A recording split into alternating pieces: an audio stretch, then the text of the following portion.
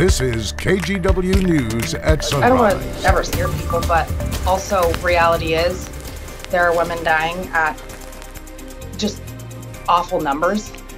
That is the sister of one of 5 women from the Portland metro area who went missing and were later found dead in just the past 6 months.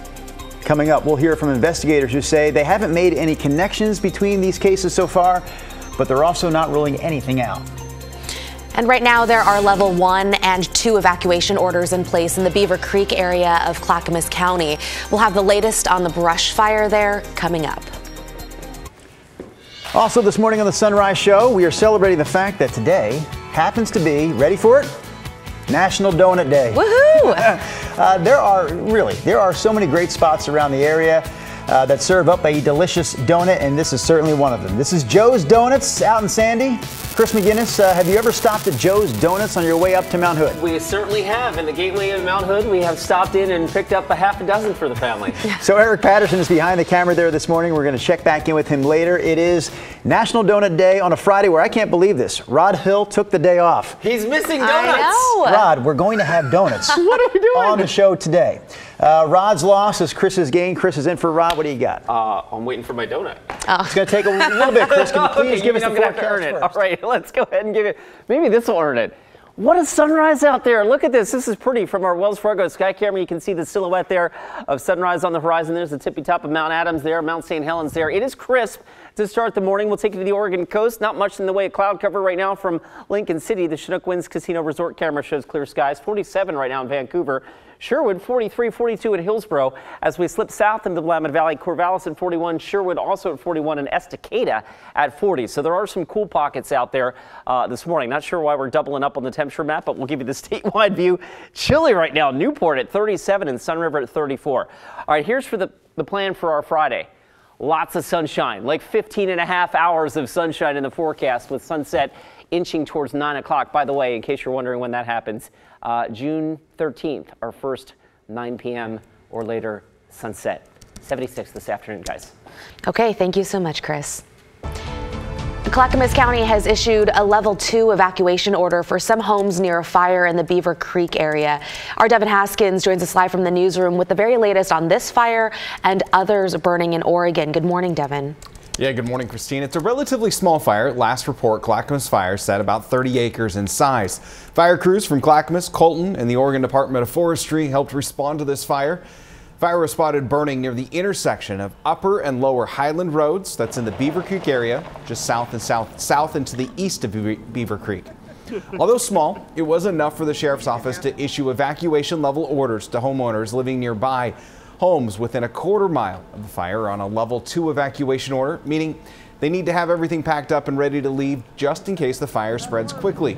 Those within a half mile are on a level 1 order, meaning they should be on alert and start preparing for any evacuation.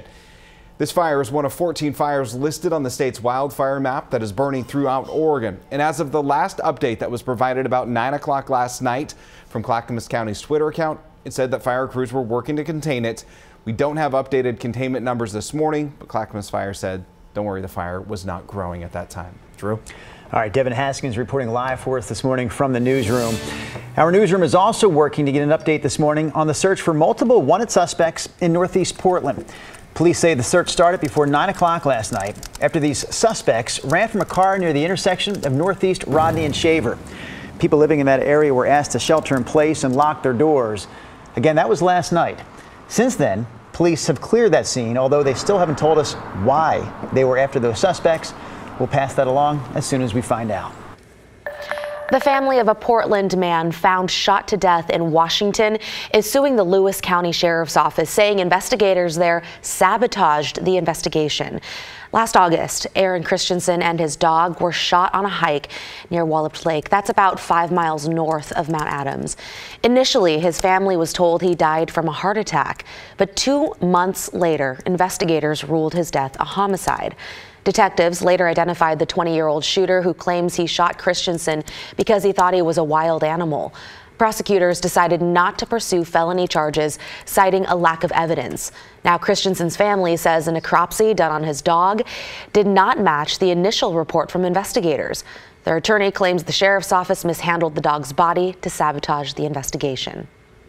An arrest and some justice would at least give us some healing and some closure. And at this point, the Friends group really believes we're being denied that. The Lewis County Sheriff's Office has not commented on the claims.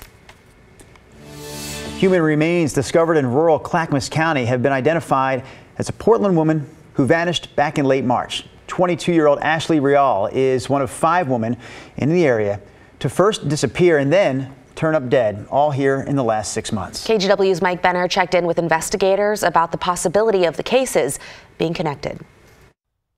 These woods off Southeast Judd Road in rural Clackamas County is where deputies discovered the remains of Ashley Rial. The 22-year-old was last seen in late March at a fast food restaurant and transit center in East Portland.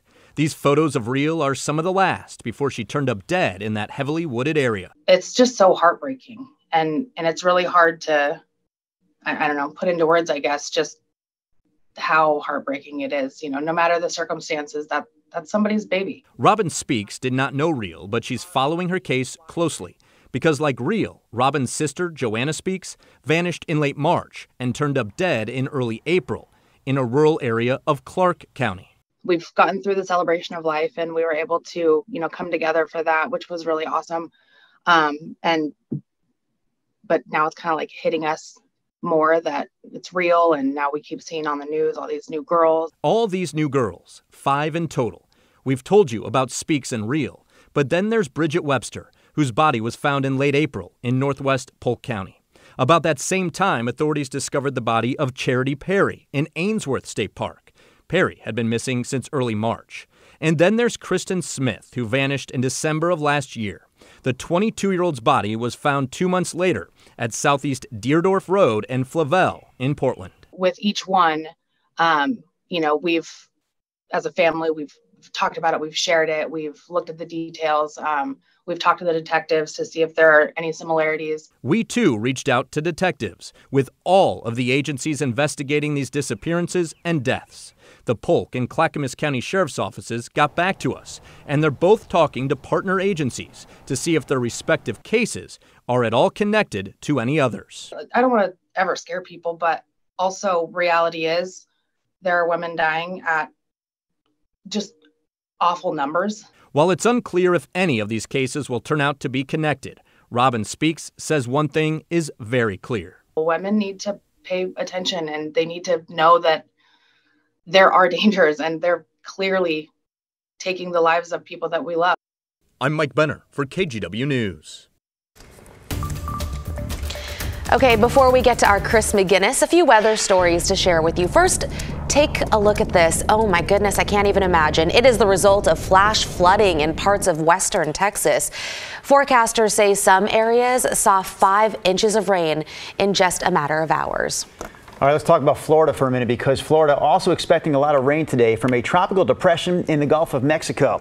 So it's well off the coast of Florida and isn't expected to cause any big issues to the Gulf Coast. The National Hurricane Center, though, says they do expect the system to continue towards Cuba.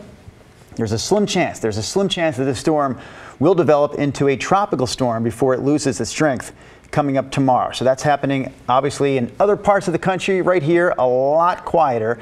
Chris McGinnis is filling in for Rod Hill this morning. Chris, what are we talking about in our neck of the woods? Well, we're talking about we could probably use a little bit of rain at this point. We are coming into what is climatologically our driest time of the year, right? May, we just closed the book on it. We talked about how warm it was. It was also one of the only 12 Mays on record where Portland failed to record an inch of rain. So we're drying out quickly, and the warm weather will continue as well. Here's a look at the Climate Prediction Center's outlook for June 7th through the 11th. So we're kind of getting beyond the range of our 7-day forecast.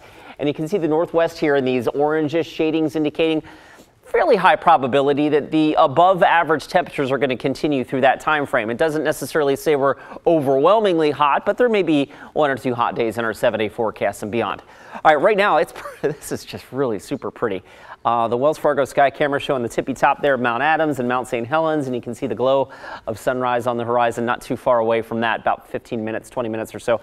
From Oregon's Veterans Home in the Dalles, looking back at the tippy top of Mount Hood, that's a cool shot as well. 48 right now in Troutdale. Hillsborough, one of the cooler spots in the immediate metro area at 42. Kelso has slipped to 41, so some of us are crisp this morning, but most of us are clear and will stay clear throughout the day. Futurecast has hardly a cloud in the sky across western Oregon.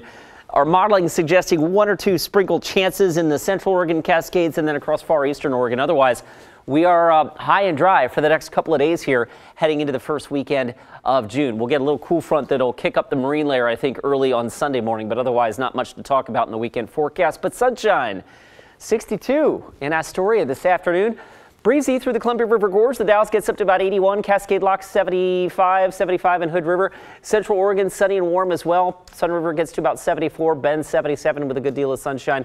And outside of that shower chance near Burns this morning, I think most of eastern Oregon is also dry with temps in the mid-70s.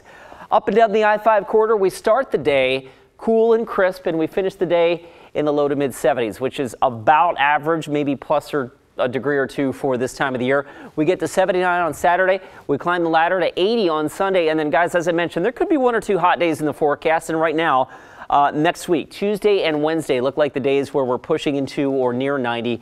And then we back down because that's just too warm. Great looking 70 forecast, guys. All right, Chris, thanks for that weather update. For that, you've earned a look at donuts. Maybe at some point this morning you'll actually get a donut. But right now, we give you this live look from Joe's Donuts out in Sandy. Oh, yes, there they are. Take a look at that, the close-up of the donuts this morning from Sunrise photographer Eric Patterson. We're at Joe's Donuts because today is National Donut Day. There are a lot of great spots for donuts in the area. We heard from you. You told us your favorites. We're going to share some of those coming up right after this quick break.